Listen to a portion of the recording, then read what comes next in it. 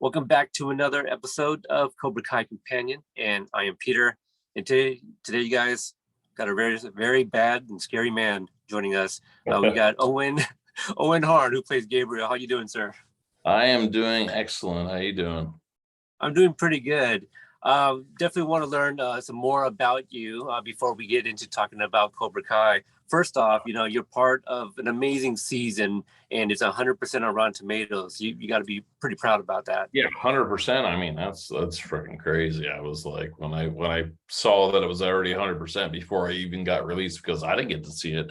Apparently, you got to view it before I even did, because you hit me up and said, "Oh, hey, man, saw this and this," and I'm like, well, I don't know what's happening. I didn't know what got cut or what got played into the season. So I was like, okay, I'm like awaiting. That's why I didn't want to do any interviews, because I wasn't sure if they were gonna do any of the sayonara sensei at the end and have him come back and maybe play it out for season 6, because that was like, in the back of my mind, I'm like, oh, what if they have me kill him off and then they don't want to show him come back until season 6?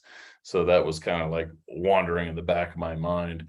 But yeah, it was an amazing experience. Originally, it was just supposed to be like a one and done for me. And I was just supposed to be this guy that picks on Kreese, which was great. We had a great time doing that. But I just kept going to the producers and the writing and creative team. I'm like, hey, you know what? I think the fans would really like it if maybe this and this happened in the next episode. I'm like, I'm willing to come back for another episode. And they're like listening to my ideas and like, that's a great idea. I love that. And then I came up with another idea for like the season finale, like with a prison break maybe. And I shot them that idea, and they were like, we love that idea. So, I mean, it ended up turning from 1 episode into 3, and I'm just like, all right, cool.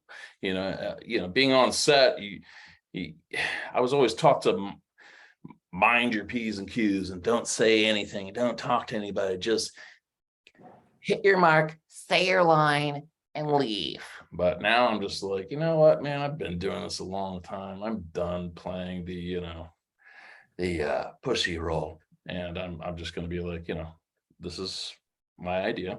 Want to go with it? The worst they can say is no. And which with this creative team, they've been so great with me that they were like, okay, we're going to go with it. And obviously, yes, I ended up getting 3 episodes instead of the 1. So I'm very grateful for that. I'm grateful that they liked some of my ideas. I gave them some ideas for season 6. We'll see what happens. I'm not going to say what I told them, but, because spoiler alert. Yeah, you never know.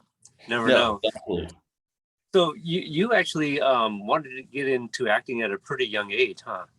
Yeah, I wanted to do it since I saw my first talent show in first grade. I just saw these kids up there performing in my elementary school, and I was like, I want to do that. But the only problem is I was so damn shy and I didn't know how to express myself, and I wanted to do it, but I couldn't do it, and I finally just had to force my way into it. And I just, from day one, I just started imitating kids and teachers, and once I started imitating other teachers in first grade, I started getting in trouble for it. I was like, whoa, I just got in trouble for that. I must have did a good job. So now I'm on to something here, because I mean, I've imitated people my whole life, and I originally got into this business to do comedy, and, being my size, it's like, oh, you're so scary. Why would anybody think you to do comedy? I'm just like, well, I'm sorry. I might be a 5'8" person and a 6'5" body that's 200 and, almost 60 pounds. But, I kind of just, defeated the odds. And a lot of people told me, to pursue it. There was a lot of people that told me not to do it. And I ended up going to college right after high school, and I got a late start until I was almost 28 years old. And because all I wanted to do, like in my senior class, I won 7 senior superlative awards, and I won most likely to become famous, most likely to succeed. Everybody thought I was going to be this actor. And then right when you graduate, it's just like you have all this pressure and you don't know what to do with yourself. And I kind of just like, fell under the radar and just gave up on myself until the point where my back was like up against the wall, and I was like, you know what have I got to lose? So I just put my fourth effort for it, and went at it, and now here I am. It's crazy, and I'm working with actors I dreamed of working with since I was a kid. I've been watching Karate Kid since I was a little kid, and just like now working with those guys today, it's like super surreal. I'm like, wow, it's like I'm really here. But now I'm to the point where I'm like, yes, I'm really here, but yes, I deserve to be here. So, it's not me being, arrogant or anything like that. It's just like I've worked very hard, and now I understand, yes, no, I do deserve to be here with these guys. And I'm very thankful that they acknowledged my talent, they loved my audition, and they agreed to hire me and bring me onto their team. And it's been the most accepting atmosphere I've ever worked on any set. And this is like, I've worked on 50 something sets.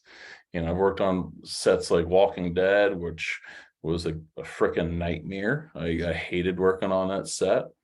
I mean, some people loved it, I hated it, but Cobra Kai was definitely one of the best experiences I had in my life, because it's very rare as an actor that you get to even audition for shows that you enjoy. Like most of the stuff I audition for or even book, it's like crap that I wouldn't even want to show my 6-year-old kid. But something like this, I'm like, God, this is great. Son, I show my 6-year-old son, I'm like, hey, you want to watch Daddy in this new hit series you're on Netflix? I'm like, yes, Daddy's on Netflix.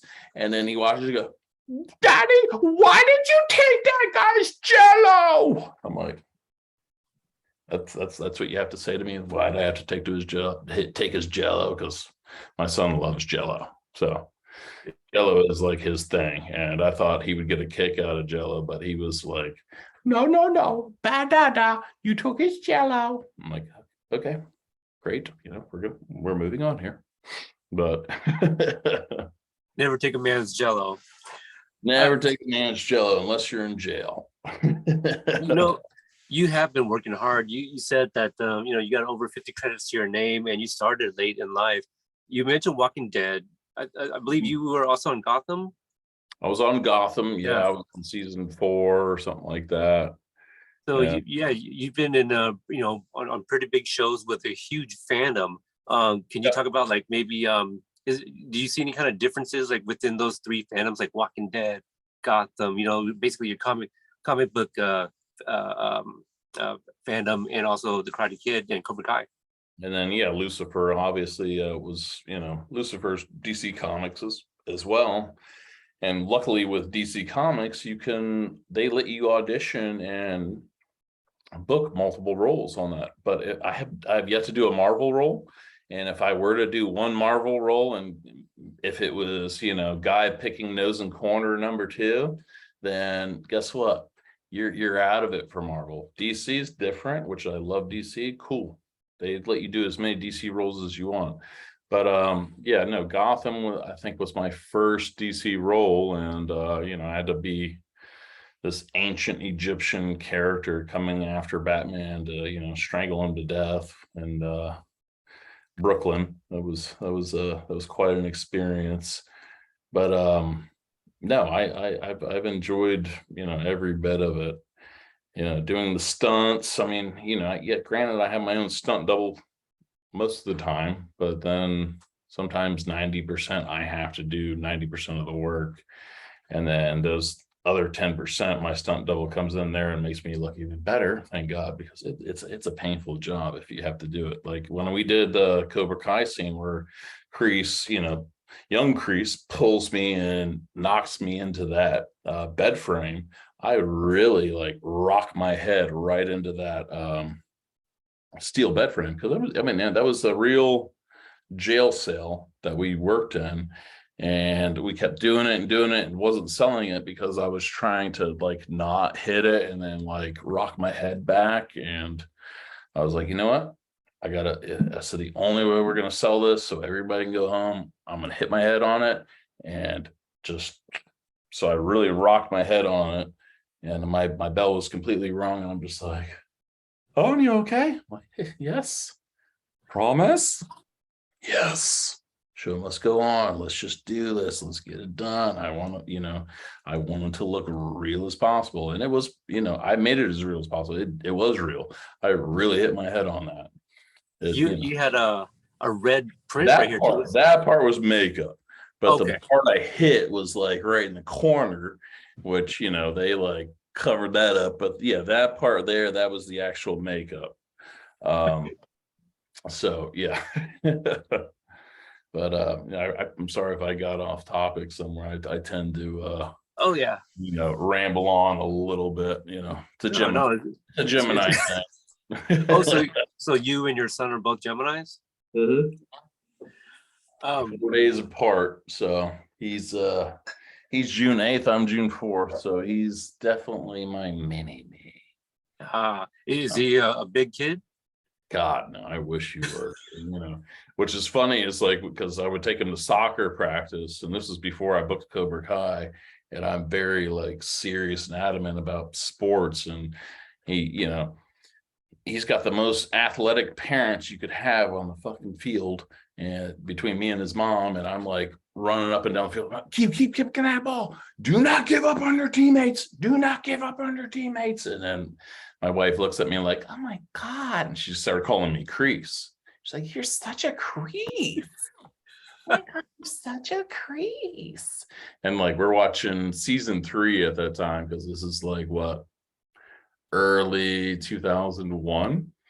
And we're watching. She's like, oh my God, how amazing would it be if you were to book Cobra Kai and all your scenes were with Crease? And I'm just like, I was like, well, why would that happen? I said, number one, I've never even auditioned for this show. And I don't know if that's going to happen. And then like 7 months later, there I was working with Crease, And what was funny is, because I was in the middle of filming a series called Florida Man in North Carolina for Netflix that hasn't aired yet.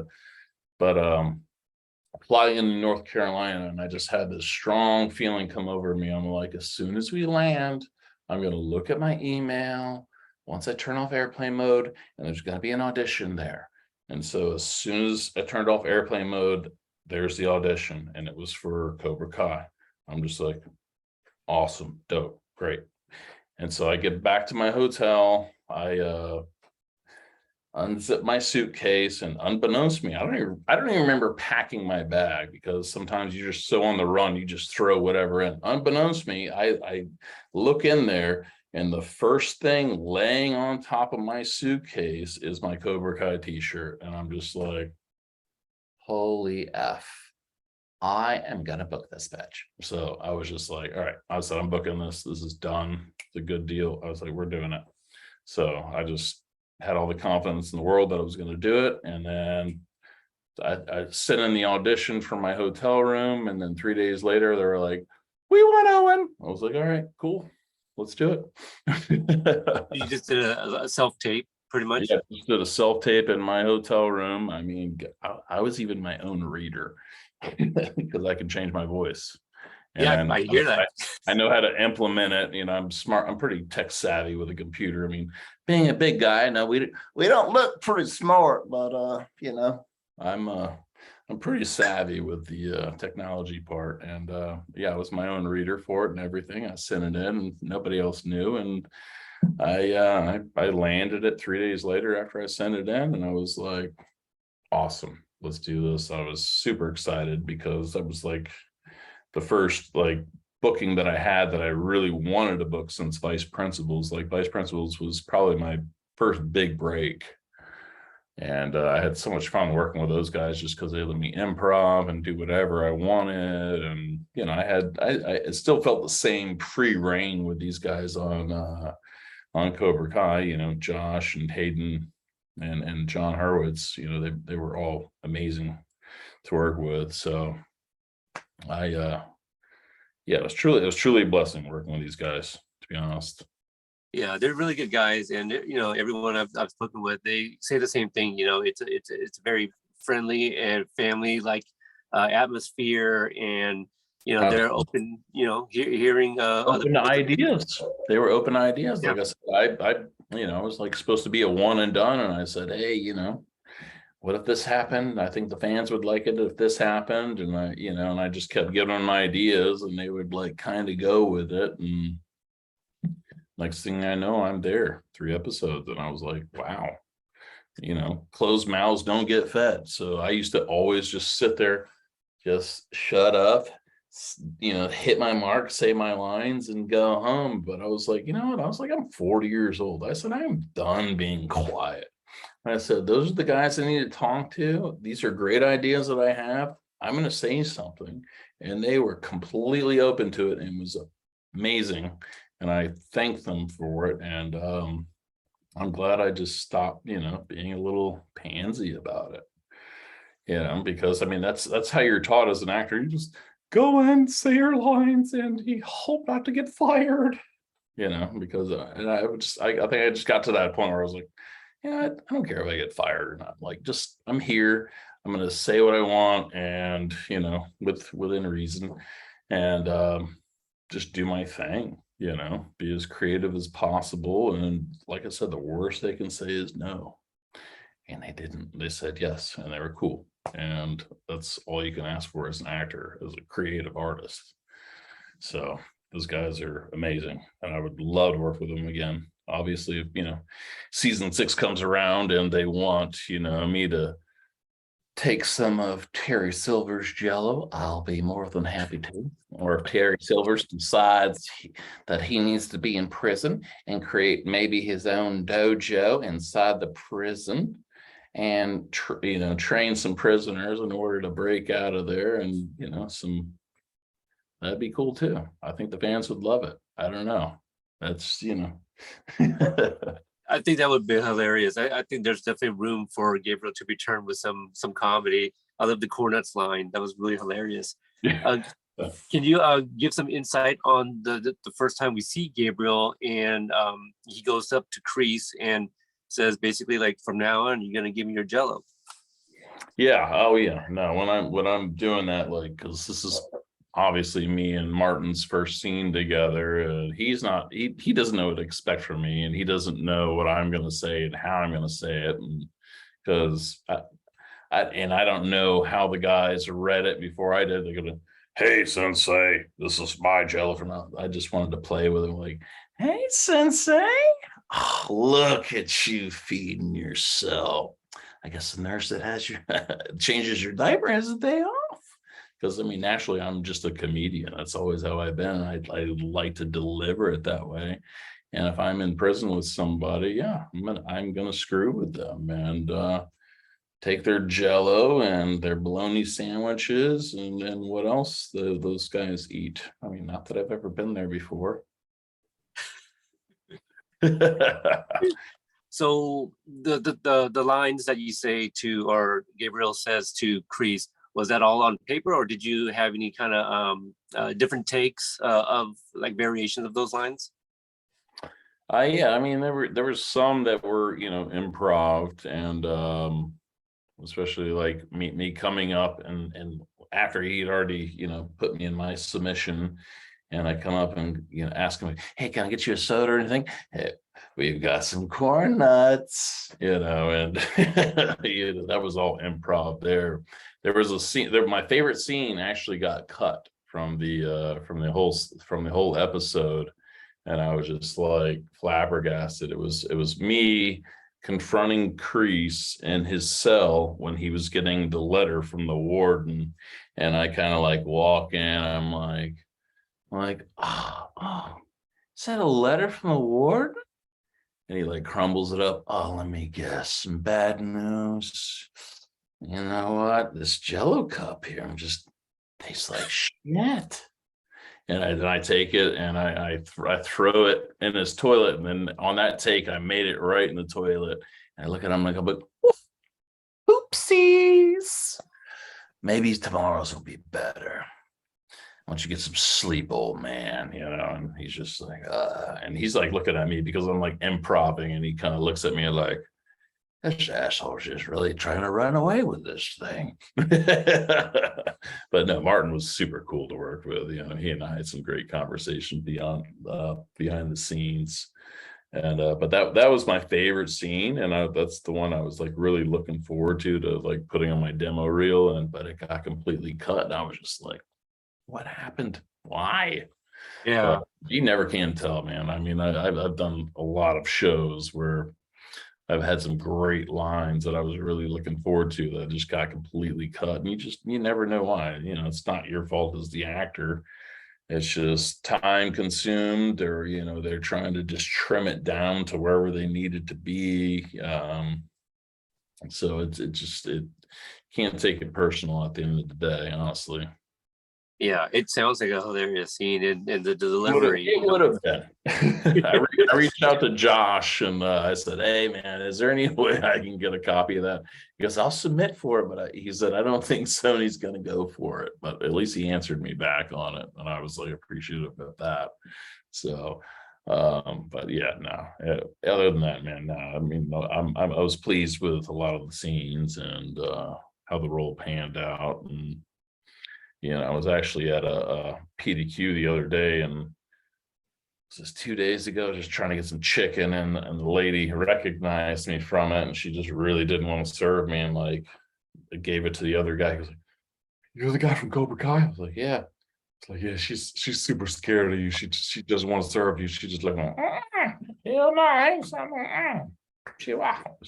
she'll never look at you the same." I was like, well, I come in here like 3 times a week. That scene, who knows, it might end up on like the DVD or something. They sometimes have like deleted scenes. Oh, that would be great. Yeah. So Oh. I'll have to pick that up just in case. But yeah, working with those guys was amazing, and working with Kreese behind scenes, that was the first time I'd ever seen a human being eat Reese's peanut butter cups and Reese's peanut pieces at the same exact time. He's eating a peanut butter cup, and then he's like guzzling down these Reese's pieces. I'm just like thinking, I'm like, this is like Kreese's pieces here, and I'm the only one like noticing this hilarious joke right now. And he was like, they're running his lines with Tori at the time, Peyton List, and Yeah. I just thought it was hilarious, that I was the only one catching that. And I would tell Martin when he's getting ready to go out and do a scene, I was like, "All right, Marty, break a leg." Owen, when you get to be 75, we no longer say break a leg. Okay, well, can you at least go out there and sweep it? But no, he was a good sport. He was hilarious, and yeah, love that guy, absolutely. Yeah, he's pretty good. I was actually a guest on his podcast back in June, so I got to speak with him, and Jesse's been on the show as well since he was in season 3, and Rachel, she's got a lot of like funny videos on TikTok and stuff as well. So yeah, wonderful and talented family. I really like Gabriel. Like the episode 7, I believe it was, the when Johnny and Daniel come to visit. Like, I like the idea that Gabriel's sitting with his girlfriend or his wife. Kreese walks in, and all of a sudden pops up like, "Hey, Sensei," like he was already there. And just Kreese just walks in. But the entire time, if people aren't paying attention, you're in the frame. You're right there in the background. Yeah, I saw myself in the background, and I was like watching, like, oh my God, because I just remember like having random conversations with this girl behind scenes, and I'm like, this is supposed to be my wife. I'm like, why am I in prison? Because the girl I was working with, I mean, she looked exactly like Megan Fox. You couldn't see her face because the hair is covering. I'm like, they need to show this girl's face. She's absolutely gorgeous. But but I'm just like running like wild lines with her back scenes, and eating my corn nuts or whatever, and it was just it was hilarious. So were you guys actually talking? I thought maybe like in the background you just we were mouthing words and stuff, and I was saying whatever. I don't know. She didn't understand what I was saying. I didn't understand what she was saying. We were just like mouthing words, and I was like in a whole nother dimension talking about this, and who knows what she was talking about, and we were just like there. I mean, it's like what you do when you're an extra, and I haven't done anything like that since 2004 when I was brand new. So it was like, oh, what do extras talk about? I like watching like those scenes in particular, because I think what was it, season 3, when Robbie goes to to juvie, like you can see like the kids in the background as well, or gosh, who else? Even when like Trey and Cruz go to prison as well. So I always kind of like watching people in the background just to see if I can even make out any of the words that they say. Just because we hear that there's not like real dialogue, so I'm curious. Yeah, I think I was just saying, I was like, yeah, so you need to get me out of here. And I'm like, I think I got 4 months left. Come on. I think I was just ad-libbing so much, but like just not saying it out loud. And yeah, but I could just, I could still see myself in the background. I'm just like, oh my God. I'm like, can I not see this right now? I felt a little embarrassed myself at points. Were you given any backstory, or did you come up with your own as to why Gabriel's in prison?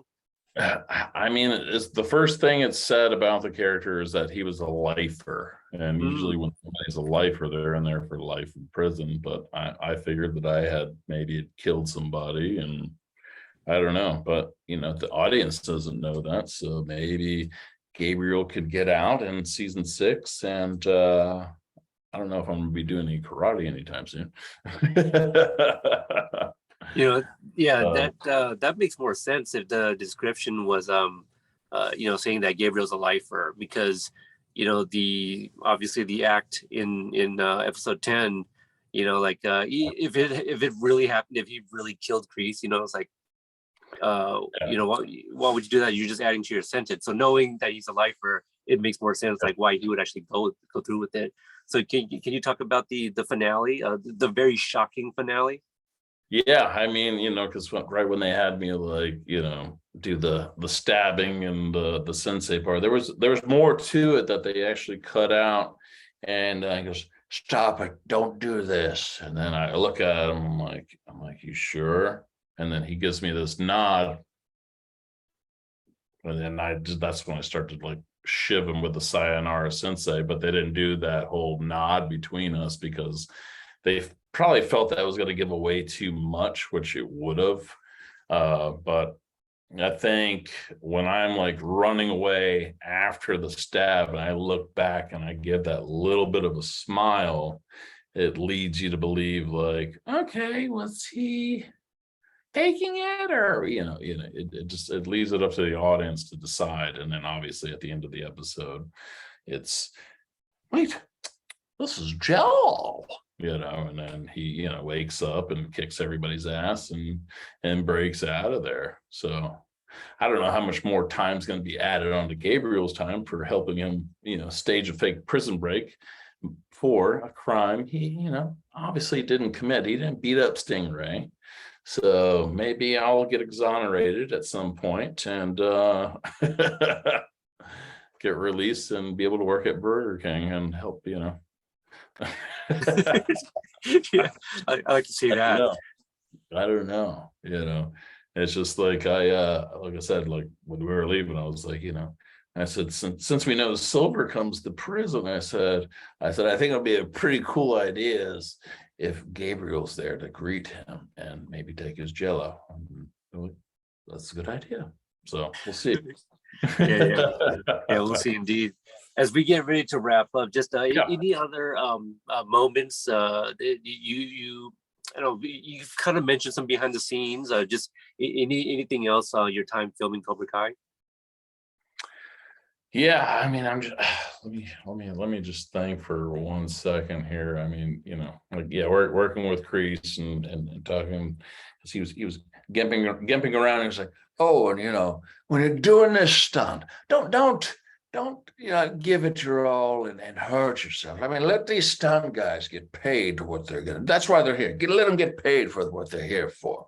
I flailed my body around left and right, and they just threw it all over the place. And that's not how people get beat up. And I just flew it around, and I look at these scars in the back of his neck, and I'm like, man, this guy's had some major spinal injuries. And I'm just like, yeah, you're absolutely right, because I have broken my hand in scenes with Matthew McConaughey, and I had my bulging disc with Jason Statham years ago. And it's like, yeah, you really got to watch out for yourself in doing these stunts. And but listening to him and his advice, give it your all, but let the stunt men earn their paycheck. And I was just like, yeah, oh, absolutely. From here on out, 100%. One thing more about working with Kreese, he goes, which was extremely funny, he goes, and I just got booted off of Dancing with the Stars. And these assholes, they wanted me to dance 5 to 7 days a week. I'm 75 years old. And one day they have me doing the bossa nova. And then the next day I'm doing the cha-cha. I'm a classically trained dancer, but when he said cha-cha, hearing cha-cha come out of Kreese's mouth, I mean, I was completely dead. I was just like, oh my God, I can't believe I'm hearing this right now. So, but yeah, like I said, those guys were great. And I don't know what else to say. Whatever any other questions you have for me, please. Yeah. Just one last one. You mentioned Florida Man, which you probably can't say too much about. I believe Cara Ann Marie is also part of that project. She played Sue, part of the All Valley Board committee. Oh, okay. Yeah, I feel like that's a project that she was on as well. When is that expected to come out? Yeah, I did 5 out of 8 episodes of that. It's a dramedy that Jason Bateman is producing. So it's all the same producers that Ozark. So it's just like, okay, maybe we're destined to be a hit, hopefully. And this is one of my favorite roles that I've played, because it is comedy. I do play a bad guy, but my character's more like he's Philly mob, but he's more like a cross between Joey from Friends and Cosmo Kramer. He's just like a damn idiot that you just can't help but which I really believe he's going to be a fan favorite on this show. And that, like I said, that's not me being biased. I would tell you if I did a horrible job or not. I'll be way honest, because I've done some shows that weren't really that good.